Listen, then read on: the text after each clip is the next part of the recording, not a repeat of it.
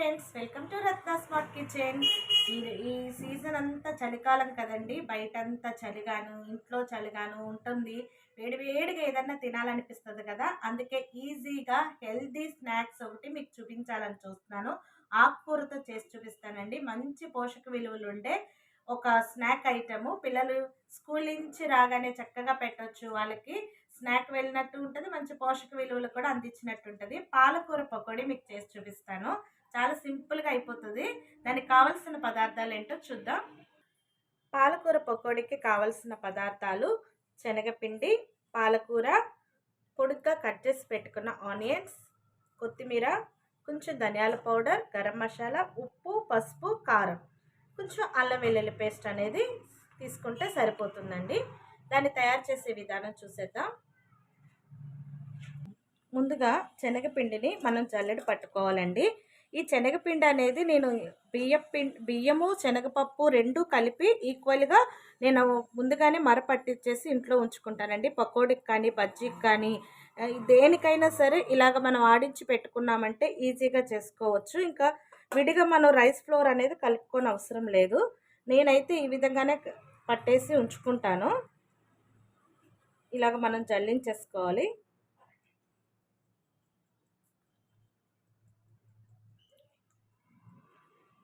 మనం బయట తెచ్చుకునే దానికంటే శనగపప్పును బియ్యాన్ని మనం ఇలా మరాడించుకొని ఇంట్లో స్టోర్ చేసి పెట్టుకుంటే అప్పటికప్పుడే పకోడీ వేసుకోవచ్చు, బజ్జీ వేసుకోవచ్చు, ఎగ్ బజ్జీ వేసుకోవచ్చు, ఏమైనా వేసుకోవచ్చు. చూడండి, ఈ పిండిలోకే పాలకూర అనేది యాడ్ చేసేసుకోవాలి. పాలకూరలోని చాలా మంచి పోషక విలువలు అనేవి ఉంటాయండి. ఐరన్ కంటెంట్ ఎక్కువగా ఉంటుంది పాలకూరలోని. పిల్లలకి ఐరన్ లోపం లేకుండా మనం పాలకూర వీక్లీలో ట్వైస్ ఇస్తూ ఉంటే మంచిది. వాళ్ళు డైరెక్ట్గా తినాలంటే తినరు కాబట్టి ఇలా పకోడీ చేసి పెట్టామనుకోండి, వాళ్ళకి చక్కగా పోషక విలువలు అందుతూ ఉంటాయి. ఇందులోనే ఆనియన్స్,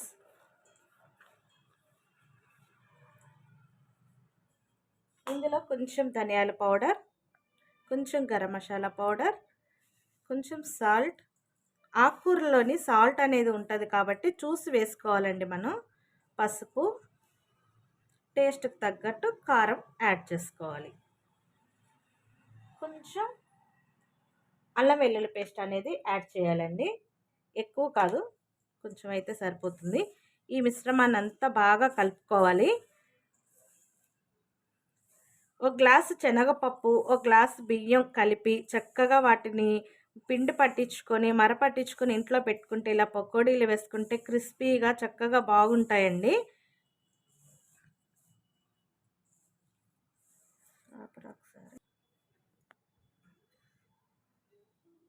కొంచెం కొత్తిమీర కూడా యాడ్ చేసుకుంటే కొంచెం కొంచెంగా వాటర్ వేసుకుంటూ కలుపుకోవాలి.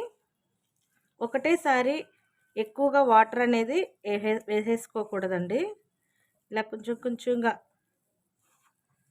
వేసుకుంటే సరిపోతుంది. ఇందులో తినే సోడా కానీ ఏం అవసరం లేదు.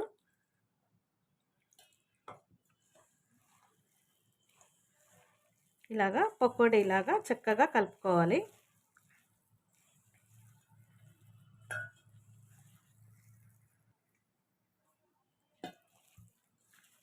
చూడండి ఫ్రెండ్స్, ఇలాగా కలుపుకుంటే సరిపోతుంది. మరీ లూజ్గా కాకుండా మరీ గట్టిగా కాకుండా ఇలా కలుపుకుంటే సరిపోతుంది. పాలకూర అనేది మన ఇష్టం అండి. ఎక్కువైనా వేసుకోవచ్చు, తక్కువ వేసుకోకూడదు. కొంచెం ఎక్కువైనా పర్లేదు కానీ తక్కువ అయితే ఉండకూడదు. పిండి అనేది కొంచెం తగ్గించుకున్న పాలకూర అనేది ఎక్కువ వేసుకోవచ్చు. చూడండి, ఇలాగా కలుపుకొని పకోడీలు వేసుకొని చూపిస్తాను. ఒక కడాయి పెట్టుకొని డీప్ ఫ్రైకి సరిపడా ఆయిల్ వేసుకొని దాన్ని మనం మరిగించుకోవాలి. ఆయిల్ మరిగిందో లేదో కొంచెం వేసి చూస్తే సరిపోతుంది. అలా మరిగిన తర్వాత మరి ఎక్కువ ఆయిల్ అనేది హీట్ అవ్వకూడదండి.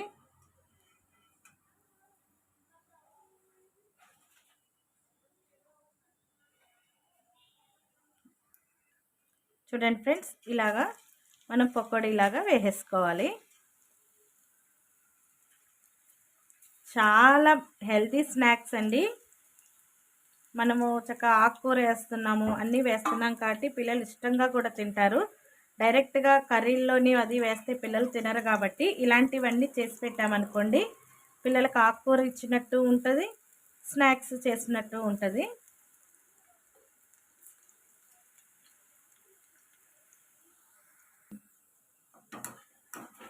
మనం పకోడీ వేసుకున్న వెంటనే కలిపి వేసుకోకూడదండి. కొంచెం వేగిన తర్వాత ఇలా కలుపుకోవాలి. రెండు పక్కల కూడా దోరగా వేయించుకోవాలి. ఆపేసావా? ఇలా పకోడీ అనేది క్యాబేజీ పకోడీ చేసుకోవచ్చు, తోటకూర పకోడీ కూడా చేసుకోవచ్చండి. సేమ్ ఇదే ప్రాసెస్ తోటి మనం పాలకూర వేసే బదులు తోటకూర కూడా వేసుకొని పకోడీ చేసుకోవచ్చు.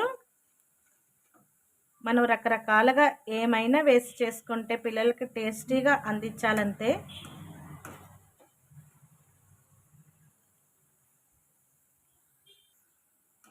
చూడండి ఫ్రెండ్స్, ఇలాగ ఎర్రగా వేగిన తర్వాత మనం డిష్ అవుట్ చేసేసుకోవచ్చు.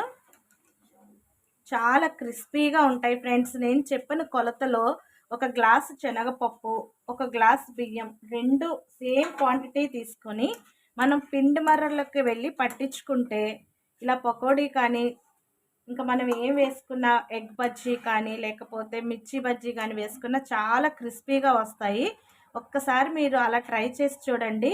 ఒట్టి శనగపిండే వాడామనుకోండి, గ్యాస్ అనేది ఫామ్ అవుతుంది. సో మనం రైస్ ఫ్లోర్ కూడా కలిపామనుకో ఈక్వల్ క్వాంటిటీతో చాలా బాగుంటుంది అన్నమాట. సో మిగిలిన పిండి కూడా సేమ్ అదే విధంగా అన్ని పకోడీలు వేసేసుకోవాలి.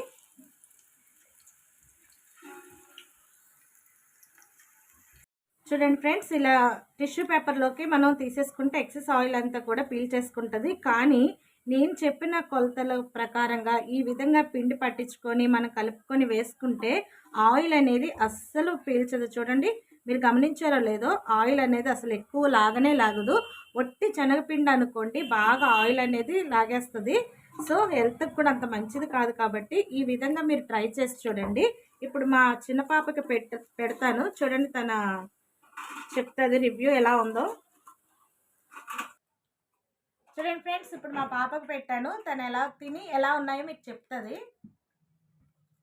తిని ఎలా ఉన్నాయి?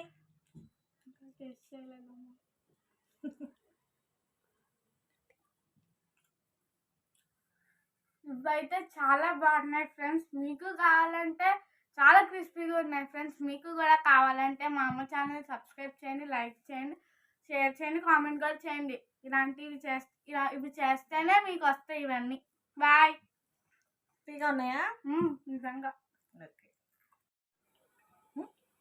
చూడండి ఫ్రెండ్స్, ఇవన్నీ కూడా అలా వేసుకొని సర్వింగ్ బౌల్లోకి సర్వ్ చేసేసుకుంటే చల్ల చల్లగా ఉన్న వాతావరణానికి వేడి వేడి పాలకూర పకోడీ రెడీ అయిపోయింది. హెల్దీ అండ్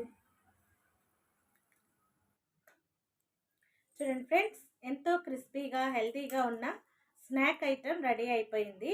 చాలా క్రిస్పీగా వచ్చినాయి, చాలా బాగున్నాయి. అసలు మీరు కూడా ఇలాగ ట్రై చేసి చూడండి, మీ పిల్లలకు పెట్టండి, మొత్తం ప్లేట్ అంతా ఖాళీ చేసేస్తారు. అంత బాగున్నాయి స్నాక్స్. ఇలాంటివన్నీ రెసిపీస్ మీకు కావాలంటే రత్న స్మార్ట్ కిచెన్ని సబ్స్క్రైబ్ చేయండి, లైక్ చేయండి, షేర్ చేయండి. పక్కనున్న బెల్ ఐకాన్ క్లిక్ చేస్తే మా నోటిఫికేషన్ మీ దగ్గరకు వస్తూ ఉంటుంది. మరొక మంచి వీడియోతో మేము ముందుకు వస్తాను. అంతవరకు బాయ్.